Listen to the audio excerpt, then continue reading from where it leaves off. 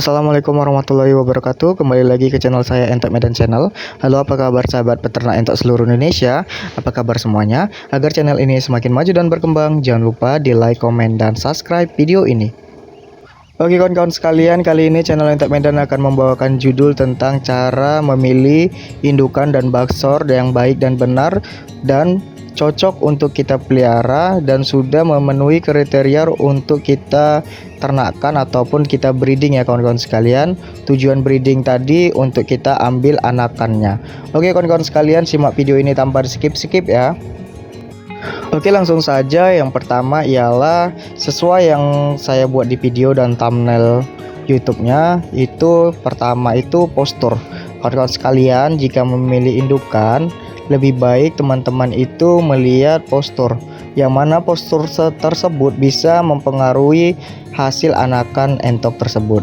Nah, posturnya tadi untuk anakan ataupun untuk indukan itu lebih baik teman-teman sekalian itu memilih yang posturnya berbadan panjang. Jadi kita jengkali saja tubuhnya itu kawan-kawan, biar supaya kita bisa melihat postur badannya tadi panjang atau tidak. Nah, lalu kita pegang entok tersebut. Dia memiliki badan yang gempal ataupun bulat, full daging, tidak dipegang itu posisi bawah badannya itu runcing, lancip ataupun kurus kawan-kawan sekalian. Itu bisa kawan-kawan sekalian jika teman-teman sekalian itu sudah memelihara entok ataupun sudah memiliki pengalaman dalam beternak entok, kita pegang saja itu sudah tahu kalau postur badannya itu tadi itu bulat teman-teman sekalian. Nah, bisa dilihat contoh indukan-indukan yang ada di video ini, itu postur badannya panjang dan bulat teman-teman sekalian. Lalu hal yang paling penting lagi untuk kita perhatikan dalam proses pemilihan indukan ialah dari segi paruh teman-teman sekalian. Paruhnya tersebut itu wajib panjang kawan-kawan sekalian, panjang dan lebar. Paruhnya itu saya tekankan kembali, wajib panjang dan lebar. Jangan memilih ataupun kawan-kawan sekalian itu memilih sesekali indukan yang paruhnya pendek. Kan ada tuh sekalian kawan-kawan sekalian itu paruhnya pendek sekali. Itu biasanya nanti saat menurunkan anakan entok, genetiknya menjadi rusak teman-teman sekalian, karena paruh tadi itu pendek. Dan juga biasanya indukan entok yang paruhnya pendek itu bobot badannya ataupun postur badannya itu kecil-kecil teman-teman sekalian. Jadi menurut saya yang sudah saya praktekkan ataupun sudah saya amati itu, kawan-kawan sekalian memilih indukan entok yang paruhnya panjang. Lalu untuk indukan tersebut ataupun calon dere ataupun dere yang siap bertelur itu memiliki warna merah di sekitaran wajahnya, ataupun biasa di Medan dibilang wajahnya sudah bertopeng kawan-kawan sekalian. Nah, seperti yang ada di video ini yang putih ini, itu sudah indukan teman-teman sekalian. Dan juga wajahnya sudah merah, itu sudah layak untuk kita ternakkan ataupun kita breeding untuk diambil anakan entoknya. Nah, itulah pemilihan untuk diindukan entok. Nah, langkah selanjutnya untuk pemilihan indukan ialah kita harus melihat genetik indukan tersebut ataupun genetik diri tersebut. Nah, jika teman-teman sekalian membelinya di perkampungan, kita bisa bertanya kepada para peternak tersebut. Kita tanyakan saja, biasanya indukan ini ataupun peranakan dari indukan ini itu bertelur berapa butir per setiap mengeram. Nah, disitu kawan-kawan sekalian bisa bertanya. Jika dia biasanya bertelur itu 15 butir lebih, itu sudah layak teman-teman sekalian ambil.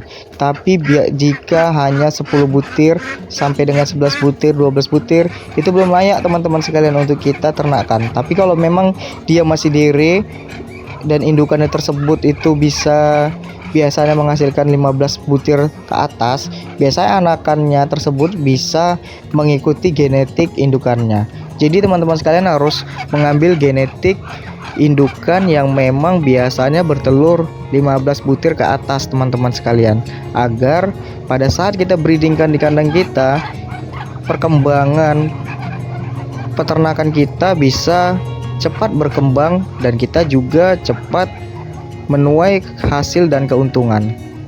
Oke, genetik tidak boleh kita abaikan kawan-kawan sekalian.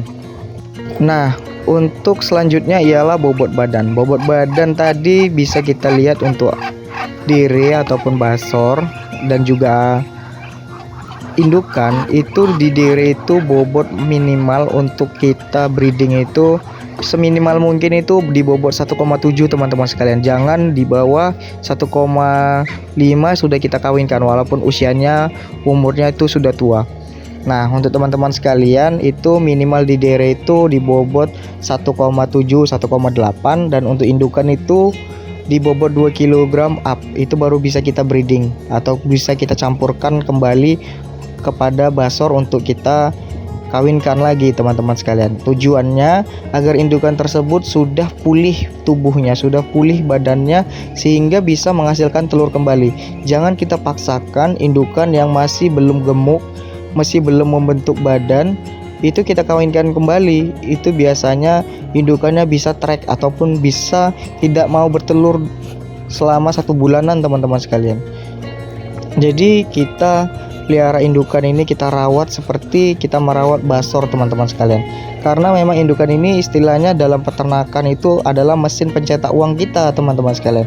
Jadi kita baik itu memberi pakan-pakan yang memang cukup untuk nutrisi indukan tersebut, mulai dari protein dan serat ataupun karbohidratnya terpenuhi teman-teman sekalian, sehingga nanti pada saat kita breeding kita campurkan dengan basor, ia cepat bertelur dan telurnya tadi bisa 15 butir ke atas. Jadi kita bisa menghasilkan anakan entok yang maksimal.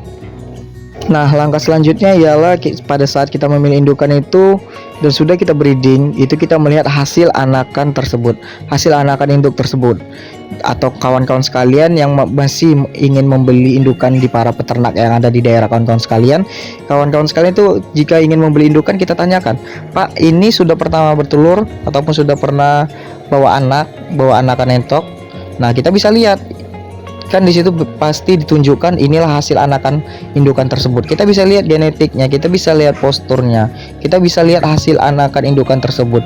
Jika memang benar-benar bagus dari hasil anakannya, itu layak kita beli teman-teman sekalian, layak kita ternakkan kembali di kandang teman-teman sekalian. Jadi simpel-simpel saja dalam beternak entok ini. Intinya proses pemilihan indukan pada saat kita ingin breeding, ingin beternak, memang tujuannya untuk menghasilkan telur, menghasilkan DOE anakan entok. Alangkah baiknya teman-teman sekalian mengikuti video yang sudah saya jelaskan tersebut. Oke, saya rasa paham untuk di pemilihan indukan tersebut ya kawan-kawan sekalian, ataupun calon diri yang ingin kita breeding. Nah, selanjutnya pada saat kita pemilihan basor kawan-kawan sekalian. Pemilihan basor ini tidak jauh beda dengan saat kita pemilihan indukan. Nah, kita bisa lihat postur badan entok basor tersebut. Seperti yang ada di video ini calon basor teman-teman sekalian. Dan juga indukan-indukan yang ada di video ini. Ini bisa dilihat ini basor yang ada di channel Entok Medan. Nah, basor-basor tersebut kita harus melihat dari segi postur juga teman-teman sekalian. Postur badannya memang panjang teman-teman sekalian. Bisa sama juga dia sama dengan indukan. Postur badannya panjang, kakinya tinggi, dia posturnya tinggi juga, tidak panjang tapi pendek teman-teman sekalian. Postur badannya panjang dan juga kakinya tinggi ke atas. Nah, kita lebih baik memilih basor itu yang ekornya lumayan panjang juga teman-teman sekalian. Jangan yang ekornya pendek, ekornya panjang juga. Dan juga pada saat kita pegang dua tangan gitu calon basornya tadi, itu badannya gemuk bulat teman-teman sekalian. Nah, tak kalah penting lagi kita bagus itu beternak dan memilih basor itu yang memiliki leher yang panjang teman-teman sekalian. Walaupun di channel Entok Medan itu jenis entoknya lokal, tapi bisa dilihat entoknya tak kalah besar dari entok jenis Rambon ataupun jenis jumbo teman-teman sekalian. Memang di sini indukan-indukan dan basor-basornya sudah grade A, super teman-teman sekalian. Kalau bisa dibilang lokalan super. Nah, jadi kita memilih basor itu yang lehernya panjang teman-teman sekalian. Saya itu lebih suka basor yang memang kalau memang berwarna hitam full, tidak ada putih-putihnya. Dan juga kalau memang berwarna putih, dia putih bersih teman-teman sekalian. Jadi bisa kawan-kawan sekalian pahami ya. Dan juga sama seperti indukan tadi, kita harus menanyakan jika memang belum memiliki basor, kawan-kawan sekalian menanyakan pada para peternak hasil basor tersebut, anakan entoknya mana kawan-kawan sekalian, ataupun kawan-kawan sekalian bisa mengamati basor tersebut dari segi kawinnya. Nah, selanjutnya bagaimana kawan-kawan sekalian? Nah, selanjutnya kita harus melakukan observasi ataupun pengamatan untuk melihat basor tersebut birahi kawinnya bagus atau tidak. Kalau dia sering sekali mengejar indukan atau pendere, berarti memang basor tersebut layak untuk kita bawa pulang kawan-kawan sekalian, kita beli untuk kita breeding. Oke, sekian dari channel Entek Medan. Assalamualaikum warahmatullahi wabarakatuh.